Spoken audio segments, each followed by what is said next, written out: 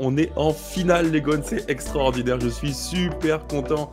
Ça fait maintenant des années que j'en rêve, que j'attends ça. Les émotions, pleurer pour une équipe de foot, pleurer pour mon Noël, ça me manquait et j'espère qu'on va pouvoir décrocher le titre parce que franchement, c'est long, 12 ans sans titre, c'est tellement long et on a une chance unique. On est à 90 minutes du bonheur de soulever un titre ou une coupe, la Coupe de France. J'étais à l'époque en 2008-2012, pour les deux Coupes de France, j'étais gamin, j'avais 18 ans et 22 ans. Et 10 ans plus tard, 12 ans plus tard maintenant, je suis un peu plus vieux. J'ai maintenant 33 ans, quasiment 34, mais l'émotion reste la même et j'ai hâte d'y être. Je vous le dis, hein, je serai au Stade Pierre-Mauroy, je serai à Lille pour la finale, c'est obligatoire. Peu importe le prix de la place, j'irai, je paierai et qu'on soit tous heureux de célébrer ensemble une victoire en Coupe de France. Ce serait juste incroyable au terme d'une saison qui restera, si par bonheur on parvient à la remporter, qui restera une saison mémorable, tant dans les hauts que dans les bas, dans les tristesses que dans les joies. Bref, une saison collector de plus au palmarès de l'Olympique Lyonnais. Quel bonheur! N'oubliez pas les Gones quand même parce que c'est important aussi pour la chaîne. Pensez à liker le contenu, pensez à vous abonner, pensez à commenter. On lit tous vos messages, pensez à activer la cloche, c'est super important. C'est un moment de fête, fêtons ça ensemble, c'est parti avec Matt qui m'accompagne pour le débrief. Matt, comment vas-tu? Bah écoute, c'est incroyable comme sensation, 12 ans après de retourner en finale de Coupe de France. Bon, j'aurais aimé la jouer au Stade de France, qui est quand même un stade mythique, mais Ouais. retourner en finale, c'est quelque chose de spécial. Revoir les images d'envahissement de terrain, bah évidemment, pour nous les nostalgiques et ceux qui ont peut-être connu les titres, bah ça fait écho, voilà, ça rend encore plus nostalgique. Donc je suis heureux et j'ai qu'une seule envie, c'est qu'on aille au bout désormais pour transformer cette saison qui était à la base cataclysmique en une saison peut-être historique. À l'instant T, on est très heureux et on savoure pleinement parce que franchement, Matt, on en a chié quand même, hein. Ah ouais. Depuis août, j'inclus même les matchs amicaux, hein. Tu t'en rappelles à l'époque, Ah c'était oui. déjà un peu tendax, hein. Mais alors qu'est-ce qu'on en a chié? Pouh! Tu te rappelles les débriefs courant novembre-décembre Ah, où on se voyait en Ligue 2? je t'assure, moi j'ai qu'une seule image en tête, c'est le maillot clownesque porté Ah, au au Vélodrome? Vélodrome avec Ah la ouais, tarte qu'on prend. Et à ce moment-là, parce qu'on avait déjà utilisé le levier du coach une deuxième fois avec le désormais Pierre Sage qui était à la tête de l'équipe. Et à ce ouais. moment-là, je me suis dit, même en utilisant un nouveau coach, un coach du Sérail, ça ne marche pas. Et là, j'ai eu vraiment peur de la descente. Ceux qui nous diront 5 mois plus tard, ah non, non, moi je ne nous voyais pas en Ligue 2. Eh les gars, non, non, honnêtement, je crois qu'on s'y voyait tous, hein. Donc Ouais, c'est pour ça un aussi tout qu'il petit faut peur. vraiment savourer. C'est vrai que des moments comme ça, c'est extrêmement rare dans le foot.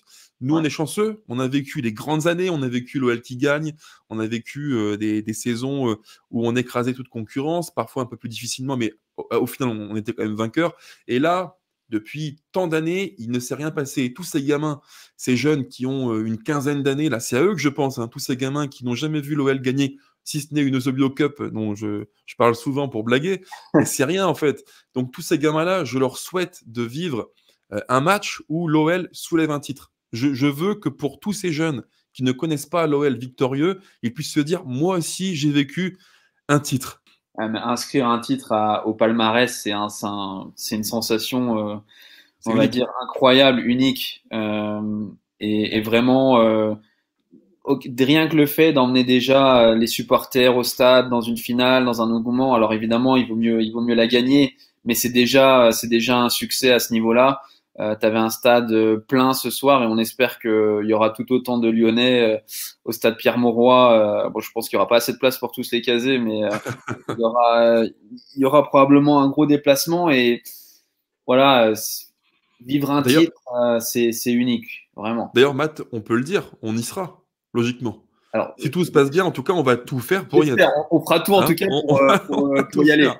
Moi, Euh, j'ai prévenu madame, je lui ai dit, écoute, chérie, on va casser le PEL. Peu importe le prix de la place, si c'est 500 balles, je paye, j'en ai rien à cirer, on y va tous les deux et, et on va avoir ce match et on va soulever le trophée. C'est trop important. Donc, peu importe, je pense, j'espère qu'on y sera, vraiment. ouais, C'est ouais, important. j'espère aussi. Faudra voir comment se passe on va dire la billetterie, etc. Mais vraiment, j'espère pouvoir y être. C'est un moment très important dans l'histoire de l'OL, donc absolument envie d'y être. Et ouais, hyper important. Alors, Bien sûr, on est en débrief, Matt, tu le sais comme moi, et bien sûr, on est perfectionniste, un peu tatillon. Alors, il y a la joie du match, on est très très content, mais par contre, il faut quand même parler un petit peu du contenu. Ça sert aussi assez à un débrief.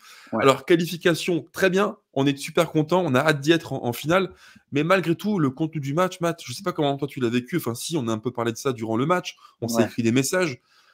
Moi, franchement, durant une mi-temps, les 45 premières minutes, j'ai vu un Noël une nouvelle fois d'une, je dirais, d'une faiblesse. Alors, pas une, non, faiblesse, c'est un grand mot. Là, j'abuse un petit peu, mais je dirais d'un déchet technique une nouvelle fois. J'étais sidéré, tu vois, des passes faciles, des contrôles ratés, des trucs basiques pour des joueurs comme Matic ou Benrahma ou Lacazette. Ah oui. Mais alors, un déchet technique, c'est pas possible, quoi. Et sincèrement, là encore, hein, ceux qui diront, mais non, tranquille, c'est Valenciennes, parce que ça aussi, on en parlera après, Mathis, tu veux bien, mais tous ceux qui diront, tranquille, c'est une Ligue 2, on passe tranquille 3-0 ce soir, à mon avis, à la mi-temps, il n'y a pas grand monde qui était serein. Moi, j'étais pas bien du tout dans mon canapé, je peux te le dire. J'étais pas bien du tout, du tout. La même pour moi, honnêtement. Enfin, je pense que je peux le dire sans problème. Moi, à la mi-temps, j'étais assez pessimiste parce que le visage que j'ai vu en première mi-temps m'a rappelé le visage que j'ai vu à Nantes l'année dernière en demi-finale, avec des cadres totalement absents, un déchet technique, une peur. Moi, Ouais, j'ai vu un déchet très important. J'ai vu énormément de lenteur, de lourdeur dans le mouvement, dans les déplacements, l'intensité. Et au final, moi, je m'attendais, honnêtement, je m'attendais à tout sauf à ça. Parce que je me suis dit, l'an dernier, ils ont pris la leçon. Ça a été un énorme échec, un affront pour une grande partie des cadres qui étaient déjà là l'an dernier. Donc, je m'attendais à un départ, voilà, tambour battant, énormément d'intensité, et j'ai été très surpris. J'étais écœuré à la mi-temps parce que j'ai vu un Noël apathique et qui était en train de passer à côté de sa finale. Et j'ai même dit, on est à 45 minutes de la catastrophe. Heureusement, on va dire un fait de match a permis de débloquer l'issue de la rencontre. Mais ça aussi, il faudra en parler. La rencontre se débloque quand même sur, à mon avis, et une ouais. erreur d'arbitrage. Bien sûr, ça on est d'accord. Et on en parlera après, mais t'inquiète pas, faudra l'évoquer évidemment, mais je te rejoins totalement à la mi-temps. Moi, j'étais pas bien. D'ailleurs, je t'ai écrit à toi et puis à Flo. Sincèrement, quand tu vois le contenu de la mi-temps, tu te dis, c'est pas possible. J'ai revu un Noël, tu sais, sur un train-train de sénateurs très très lent, très stéréotypé, un circuit de passe que l'on voit un peu trop souvent à mon goût quand on est dominateur, à savoir, tu vois, possession un peu stérile. On écarte sur Nuama qui percute dans l'axe, un peu tête baissée. On écarte à gauche Benrahma qui n'arrive pas, qui n'a pas les cannes. Lui aussi, il faudra en parler, qui n'a pas les cannes pour faire des différences physiques, qui du coup repique dans l'axe et parce qu'il a un bon pied, centre directement. Mais en fait, c'est trop prévisible. Ce qu'on fait durant 45 minutes, c'est vu, archi-vu, revu, revu, revu, en fait. Et ce qui fait qu'à la mi-temps, tout comme toi, je me suis dit, en fait, si on continue comme ça, on est en train de donner à VA toutes les cartes en main pour gagner le match. Parce que leur but il était simple, c'était de maintenir l'OL, de maintenir le 0-0 et d'espérer les tirs au but. Et franchement, à la mi-temps, le plan, il n'était pas déconnant, hein, parce que tu as un Noël qui, oui, a la possession, on est plutôt, entre guillemets, dominateur, mais qu'est-ce que tu en fais? Tu vois, t'en fais pas grand-chose. Et il y a eu des petits rappels, tu vois, du match, tu sais, contre Strasbourg en coupe, où on est en gros dominateur, mais il se passe pas grand-chose, quoi. Oui. C'est un peu stéréotypé et c'est un peu lent. Donc, moi, je t'avoue que j'étais pas serein du tout. Et encore une fois, comme je dis, hein, le déchet technique, oh là là là là, c'est pas possible. Et on parle pas de joueurs anodins, là, on parle de Matic, on parle de Benrahma, on parle de Lacazette, on parle des mecs comme ça, quoi. C'est pas possible. Enfin, moi, en tout cas, enfin, tu vois, c'est un déchet technique que j'ai trouvé inhabituel. C'est-à-dire que, par exemple, Matic, à mon avis, ce soir, il fait son plus mauvais match sous le maillot de l'OL. De très loin, à mon avis. Pareil Oui. pour Alex Lacazette. Ça fait très longtemps que je l'avais pas vu aussi effacé, même après ses deux buts. Hein. Même après ses deux buts. D'ailleurs, c'est pour ça, à mon avis, qu'il sort. Il fait deux remises complètement ratées, qui finissent Ouais. en touche, etc. Clinton Mata aussi, techniquement, ça a été compliqué. Mhm. Dépassé parfois sur son côté où il prend le carton jaune derrière et il y a le but bon, qui est finalement refusé. Ouais. Maxence Cacré en première mi-temps, en deuxième c'est beaucoup mieux, mais en première c'est aussi également beaucoup de duels perdus, de déchets techniques. Donc moi j'ai vu un déchet qui est inhabituel. Il y a toujours eu un déchet dans cette équipe parce que voilà, il y a beaucoup de choses qui sont encore en construction. Il y a des joueurs aussi qui ont du mal à simplifier leur jeu. Mais ce soir, j'ai trouvé ça excessivement élevé en termes de déchets. Mhm. Et associé à une intensité aussi peu, on va dire, relevée, j'ai trouvé que ça donnait les ingrédients, tous les ingrédients pour se faire sortir au péno. Quand tu penses bien, le match de la Lacazette, tout comme Matic et Mata, d'ailleurs les trois que tu évoques là, c'est intéressant, je trouvais que dans le match, ils étaient sacrément empruntés. Tu vois, Lacazette, j'ai trouvé qu'il était beaucoup moins impactant dans les replis défensifs, dans le pressing, beaucoup moins que d'habitude. Matic, une forme de d'injustesse technique qui n'est pas du tout son style, parce que c'est lui, c'est vraiment le maître, c'est le maître à jouer, le penseur du jeu qui pose et gère le tempo. Mais alors là, que de déchets, que de déchets.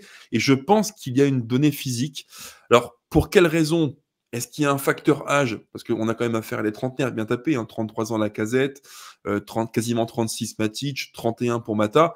Est-ce qu'il y a un facteur âge? Peut-être. Bon, j'ai un peu de mal à y croire. Moi, je pencherais plus pour le facteur, comment dire, un match par semaine.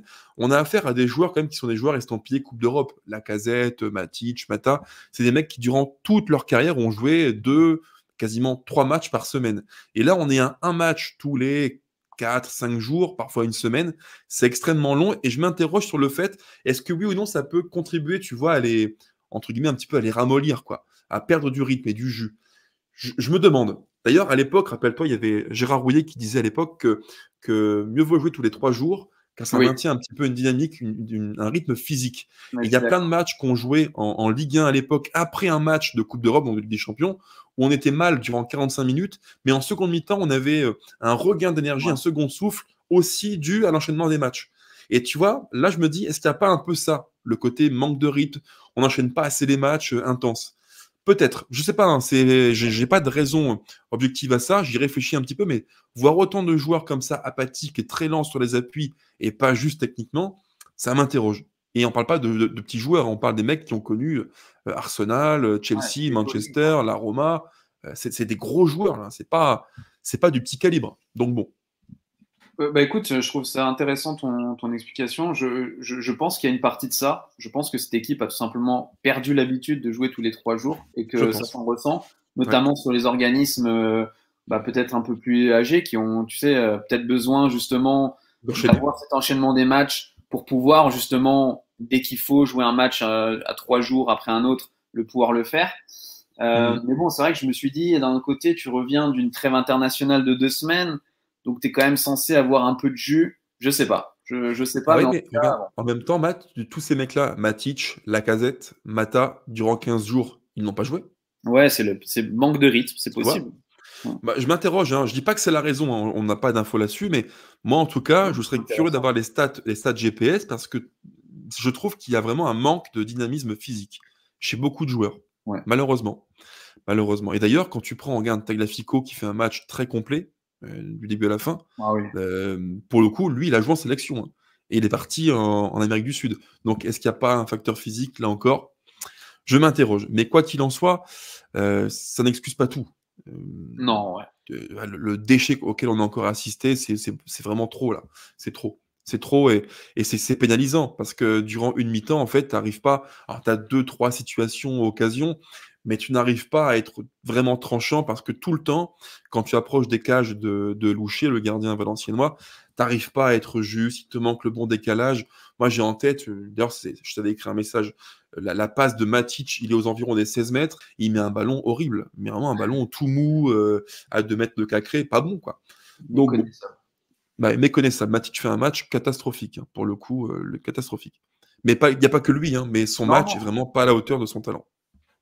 Exactement. Et quand tu mets tout ça à côté, tu te dis, dans un match à haute pression, c'est pas les joueurs comme Nuama, comme O'Brien qui viennent de rejoindre l'équipe, Ah oui. qui vont, tu vois, lever la tête des partenaires, qui vont, on va dire, être les leaders mentaux de cette équipe. Donc, c'est vrai que tu pars avec quand même un gros déficit à ce niveau-là, quoi. Quand tes cadres techniques et mentaux sont aussi déficients, ça te met dans une position de faiblesse incroyable. Moi, j'ai vraiment eu peur sur la deuxième mi-temps que ça tourne vinaigre. Je voyais le Ah oui. scénario, les pénaux qui on se fait sortir évidemment dans la séance. Il y a un rappel à l'ordre très très sévère sur le but valenciennois, Ouais, où Knockaert, alors il y a faute sur O'Brien, hein, évidemment, ouais. là-dessus il n'y a rien à dire, mais le déboulé côté gauche en transition, une fois de plus, qui finit en but, et danger, quoi. Et franchement, l'histoire était quasiment écrite, hein.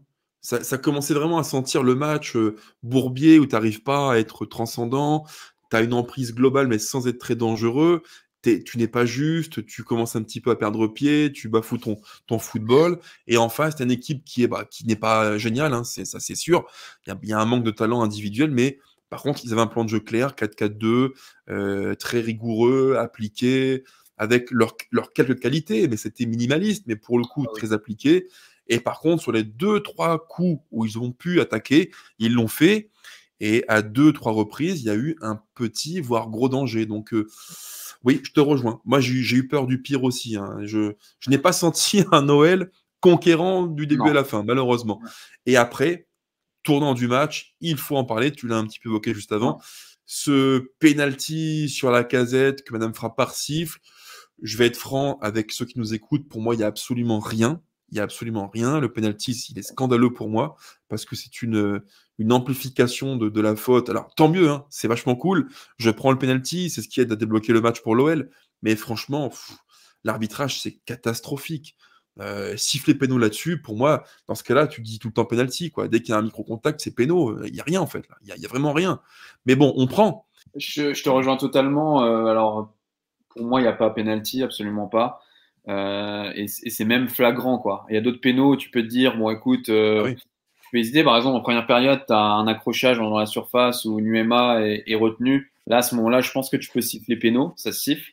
Mhm. Mais sur celui-là, je me dis, tu peux pas siffler pénaux. Quand elle va voir la Ah non. VAR, je me dis, elle va forcément annuler parce que c'est une faute que tu vois quasiment systématiquement dans les surfaces. Enfin, ça arrive. Il n'y a pas il y a pas de geste flagrant ou d'énormes fautes du défenseur. Oui. Donc, écoute, comme tu dis, on prend, mais moi, j'étais même un peu gêné lors Ouais, moi de aussi. la célébration du but, parce que, certes, j'étais content, évidemment, parce que je pense que c'était la clé du match, l'ouverture du score, et que, au final, le fait qu'on ait pu dérouler derrière, c'est en grande partie grâce à ce but-là. Mais j'avais une certaine gêne, parce que pour moi, c'était presque, voilà, quoi, c'était un penalty donné. J'étais comme toi un peu gêné. Je t'avoue que c'est pas le but que j'ai le plus célébré de ma vie, hein. Là, clairement, j'étais pas en Non, mode yes, youpi, tu vois. Non, non. Loin de là, loin de là.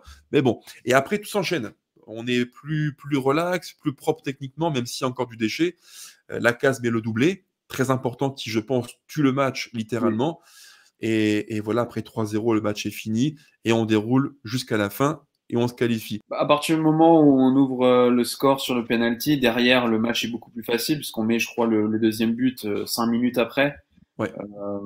Un but très facile. D'ailleurs, moi, c'est une chose que je voulais noter sur le match, c'est que autant quand on a joué, par exemple, samedi dernier, Reims, on avait un bloc très bas, très compact. Strasbourg aussi, c'était un bloc très bas, très compact. J'ai pas eu la sensation ce Moi non soir que plus. Valenciennes ait eu un bloc très bas, très compact. Ils ont laissé, à mon avis, beaucoup de trous. C'était vraiment du gruyère. Je te Euh, rejoins. donc au final, la symbolique de ça, c'est le deuxième but, quoi. Je trouve que Alex a énormément d'espace et prend Ouais. à défaut son défenseur très facilement. La fin de match est plutôt tranquille, t'attends rien, Pierre Sage fait tourner, donc le match est gagné. Valenciennes n'a pas les armes pour revenir. Ouais. Je les ai jamais sentis techniquement capables tu vois, de renverser ce match. Donc le match était plié. À 2-0, c'était fini. Ouais, je te rejoins aussi. Donc ça, c'est bien. Et pour le coup, bon, il y a plein d'imperfections. Vous direz en commentaire votre avis sur le sujet, les gones, mais bon, il y a plein de choses qu'il faut corriger. On le dit chaque semaine. Il y a des carences techniques, il y a des limites aussi techniques à l'équipe et physique. On le voit encore ce soir. Mais bon, dans l'ensemble, c'est bien. On prend la victoire. J'allais dire les points. Lapsus révélateur. On prend la victoire. Mais néanmoins, d'un point de vue global sur ce que fait l'OL de Pierre Sage, c'est pas tout le temps fameux, c'est vrai. Moi, je le cache pas, il y a plein de choses qui me dérangent dans le jeu parce que j'estime que quand tu vois sur le terrain Matic, Lacazette, Cherki, Mangala, Nuama qui a coûté un bras, Tagliafico champion du monde, Mata Ligue des Champions, c'est pas normal de produire dans le jeu aussi peu. Moi, ça me plaît pas. Je ne le cache pas que ça me plaît pas. Et j'ai tout le temps un peu en bouche une amertume sur le plan du jeu. Parce que quand on a autant de bons joueurs, on doit faire mieux. Ça me dérange un petit peu. Mais néanmoins, ça gagne. Donc, quand ça gagne, bah, tu ne peux rien dire. Voilà, ça, c'est la méthode Deschamps. En équipe de France, quand tu gagnes, Oui. tu fermes ton clapet et tu applaudis les deux mains. Donc, j'applaudis. Bravo. Même si sur le plan du jeu, voilà, j'ai un peu de mal. Et le joueur qui m'a un petit peu aujourd'hui réconcilié avec le foot quand il est rentré, c'est Cherki, parce que quand le gamin rentre, alors lui aussi a plein de défauts, hein, mais Oui. quand il rentre, balle au pied, c'est quand même autre chose que les 10 joueurs qui l'entourent. Voilà, c'est autre chose. C'est plus fort. Voilà, c'est plus fort. Ça sent le foot, c'est inspiré, c'est technique. Il a plein de défauts, mais lui au moins, quand il tripote la balle, il me procure un peu d'émotion, quoi. C'est ce qui me manque parfois à l'OL. Je te le cache pas. Ouais, bah écoute, il fait une bonne rentrée puisqu'il adresse une passe décisive immédiatement pour Orban. Il amène beaucoup de mouvements, de folie. Ouais. Évidemment, pour les amoureux de foot, bah, son rapport au ballon, sa vision du jeu, sa qualité de passe, bah, ça laisse personne indifférent. Et on a très peu de joueurs dans l'équipe, dans l'effectif, Ouais. capables de faire ce genre de geste ou ce genre on va dire, d'apporter ce genre de verticalité. Donc, évidemment, nous, tout ce qu'on souhaite, c'est que Cherki réussisse à l'OL. On aurait aimé que son parcours à l'OL prenne une autre trajectoire. Malheureusement, on l'a même vu encore après sa rentrée, on a encore vu ses défauts. Parfois, ça, voilà, comment dire, s'empaler dans son défenseur. Voilà, c'était compliqué aussi. Mais évidemment, quand on est dans un football, surtout actuel, qui manque cruellement de qualité technique pure, bah, ça Ouais. fait toujours du bien de voir des joueurs talentueux comme ça, quoi. On respire, on va dire. On Ça respire. sent le foot et on respire un peu de foot dans ce foot Exactement. de maintenant qui est autant stéréotypé, standardisé, physique, intense. Des mecs un peu plus lents qui jouent avec les pieds, ça fait du bien aussi. Ça rappelle que le foot, ça reste un jeu de ballon et de pied et pas de course. Je le répète tout le temps. Pas que de course en tout cas. Matt, avant de nous quitter, un petit point sur Pierre Sage. Ouais. Parce que Pierre Sage, à la fin du match, il a eu une prise de parole qui a pu surprendre un tout petit peu, quoique, il faudra en parler. Il a dit, désormais, je fais une révélation, il faut, si possible en Ligue 1, décrocher la 7e place qui, on le rappelle, peut être qualificative en Conférence League. Euh, on sent que cette déclaration-là était un petit peu préparée d'avance, quoi. On sent qu'il l'a pensé avant le match et qu'il était prêt à en parler quoi qu'il arrive, en cas de défaite ou victoire. Mais pour moi, c'est intéressant. Ça prouve que le coach a déjà en tête un second levier après la Coupe de France qui est la motivation Ligue 1 et faire un bon parcours jusqu'au bout pour espérer, parce qu'on a 4 points de l'OM dans mon souvenir. T'en penses quoi, toi, Matt? Écoute, ouais, comme tu dis, j'ai eu le sentiment qu'il l'ait préparé. Je pense que la concentration et on va dire le focus de tout le monde était clairement autour de cette demi-finale de Coupe de France qui, à mon avis, mobilisait l'attention voilà, de l'entièreté du club. Une fois cet objectif passé et la finale étant après la fin du championnat, tu sens qu'il a en fait utilisé un autre levier. Tu sais, tu as parlé tout à l'heure de amélioration dans le jeu, on va dire d'augmenter le curseur. Je pense que c'est ce qu'il est en train d'essayer de faire. Il est désormais sorti de la posture du maintien des 35 points. Il a changé le discours. Oui, Désormais, l'objectif est clair. Il a été ferme. Moi, j'ai beaucoup apprécié ça. Je me suis dit, on a un objectif, c'est de rattraper ceux de devant.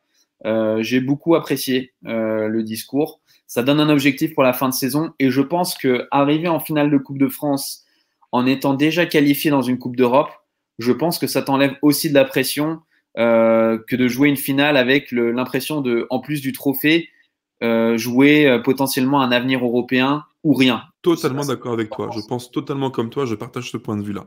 C'est vrai que moi, je trouve ça intéressant parce qu'en fait, comme tu dis, il a opéré un switch mental. Il est passé du coach sauveur qui sauve les meubles au coach chasseur qui est prêt, qui a les dents longues et qui est attiré par l'odeur du sang.